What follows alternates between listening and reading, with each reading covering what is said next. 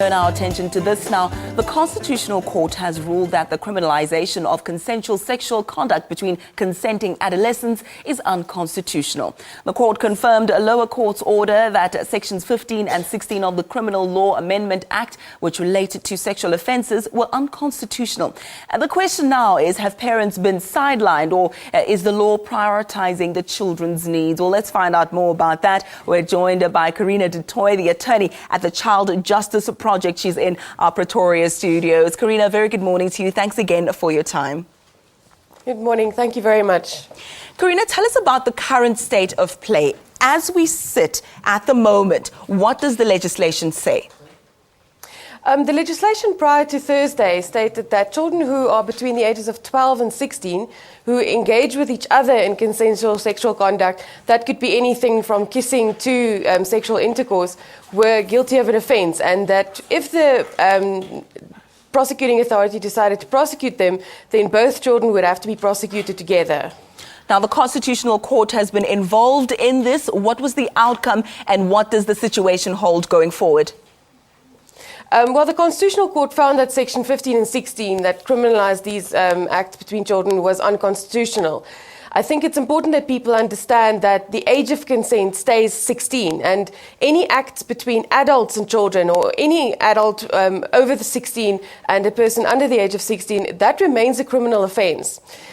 The only thing that this case touched on was consensual sexual conduct between teenagers who are more or less the same age. And the court found that criminalising it violates their right to dignity and privacy, and therefore it had to be struck down. And do you think there's any merit to concerns by parents that this move by the Constitutional Court will give children carte blanche to engage in reckless sexual activity? No, in fact, I think it's quite the opposite. You'll lead into the story as well that parents had been sidelined. This case was exactly about the opposite thing. This was about actually empowering parents and saying that the right people to guide and teach children about appropriate sexual conduct are parents, teachers, the community, people who are responsible for caring for children. What this act did before is that it took the power away from parents. It said that if children were engaging in sex, then the parents actually had to go and report their children. And I think parents wouldn't like that. It's their duty to raise their children. And if you're faced with a situation, then you want to be able to deal with it within the family and not have to rely on the state to actually use the harsh systems of the criminal justice system to teach your children normal life lessons. A little bit earlier, before we went on air, you and I touched briefly on the issue of enforcement. Just tell us again what you were alluding to earlier. What has happened now, as the court has struck down Section 15 and 16 as they apply to children, the court also declared that there's a moratorium on any prosecutions. They sent the act back to Parliament to fix it. So anything that they found was wrong with the act on Thursday in the Constitutional Court has to be fixed by Parliament. But in the meantime, until it is fixed, the court has placed a moratorium on any prosecution or investigation of children for consensual sexual conduct. Are there any further steps that can be taken to try and reverse this order? It is from the Constitutional Court. So legally speaking, is there anything that can be done to try and appeal this, or because it's the highest court in the land, it's done? Yes, no, there's nothing further that one can do in respect of this judgment.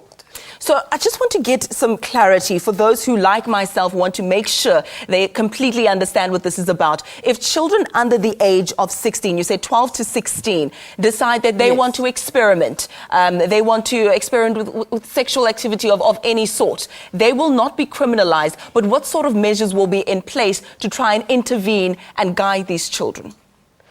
Well, I think really the question is whether there should be an intervention by outside people, because there are rights involved in terms of privacy and dignity. What the court said is it may well be harmful to children, but it's really the family that should be guiding this. If your child comes to you and says, "Look, I made a mistake on Friday night at a party," the question you have to ask yourself is whether you want to be in a position where you have to report them to the police, or whether you want to deal with it as a parent. Or if a teacher is approached by a child, whether they then can have that trust relationship with a child where they will assist the child, or a school nurse or the doctor, because these people were under an obligation to report before. Now they can actually provide children with the appropriate services. There are also people like Love Life and the Teddy Bear Clinic and RapCan in Cape Town who run programs for responsible sexual behavior. So there are quite a lot of things in place already. This case was about whether it is appropriate to deal with consensual sexual conduct, which is part of every child's normal development, whether it's appropriate to deal with it within the criminal justice system. We'll have to leave it there. Thank you so much again for your time. Carina is from the Child Justice Project. Carina du Toit joining us from our Pretoria studios. My thanks again. Let's